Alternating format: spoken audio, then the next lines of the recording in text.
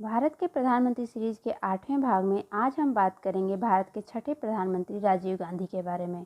छठे प्रधानमंत्री इसलिए क्योंकि 5वें प्रधानमंत्री के रूप में चौधरी चरण सिंह ने शपथ ग्रहण किया था।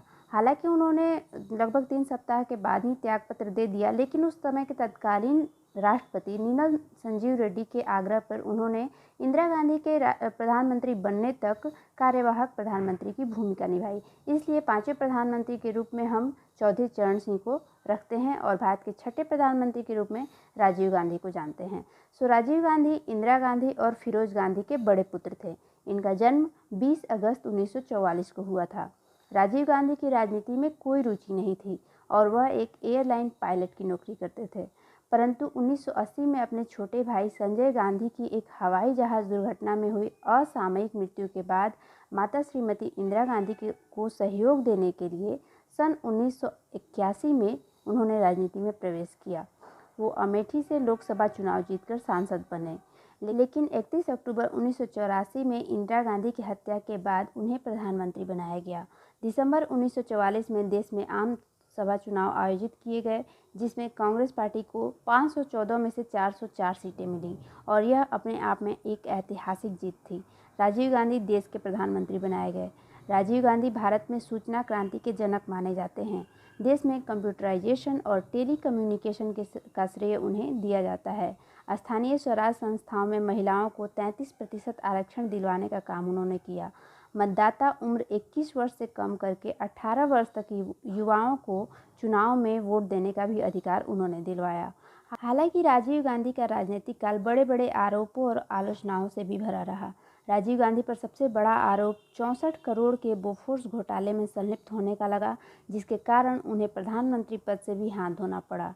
यह घोटाला भारतीय सेना को तोपें सप्लाई करने से संबंधित सौदे के बारे में था। अगर आप बोफोर्स घोटाले के बारे में अलग से वीडियो चाहते हैं तो कमेंट बॉक्स में ज़रूर कमेंट करें। यह एक ऐसा मामला था जिसके कारण 1989 में राजीव गांधी सरकार को हार का सामना करना पड़ा। यह बात अलग है कि नई सरकार बोफोर्स घोटाले में दलाली का सच लाने में विफल रही और बाद में समय समय पर यह मुद्दा देश में राजनीतिक तूफान लाता रहा। राजीव गांधी पर दूसरा सबसे बड़ा आरोप शाहबानो प्रकरण में लगा, जब उन्होंने संसद में कांग्रेस के प्रचंड बहुमत का दुरुपयोग करते हुए सर्वोच्च न्यायालय के आदेश के उल्टा विधेयक पारित करवा दिया था। ये भी एक अपने आप में बहुत बड़ा मामला रहा राजीव गांधी पर। 1984 में हुए सिख विरोधी दंगों के संदर्भ में भी कुछ ना करने का आरोप राजीव गांधी पर लगा। ऊपर से उनका यह बयान कि जब कोई बड़ा पेड़ गिरता है तो धरती हिलती ही है, काफ़ी विवादित रहा। स्पष्ट था कि वो इंदिरा गांधी की हत्या से दुखी थे, लेकिन वो उस समय भारत के प्रधानमंत्री भी थे। शायद राजीव इस बात को समझ नहीं पाए थे।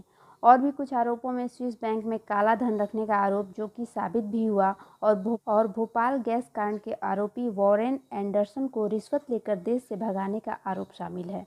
खैर, चुनाव प्रचार करते हुए 21 मई 1991 को लिबरेशन टाइगर्स ऑफ तमिल इलम यानी लिट्टे नामक आतंकवादी संगठन के आतंकवादियों ने एक आत्मघाती बम विस्फोट में उनकी हत्या कर दी।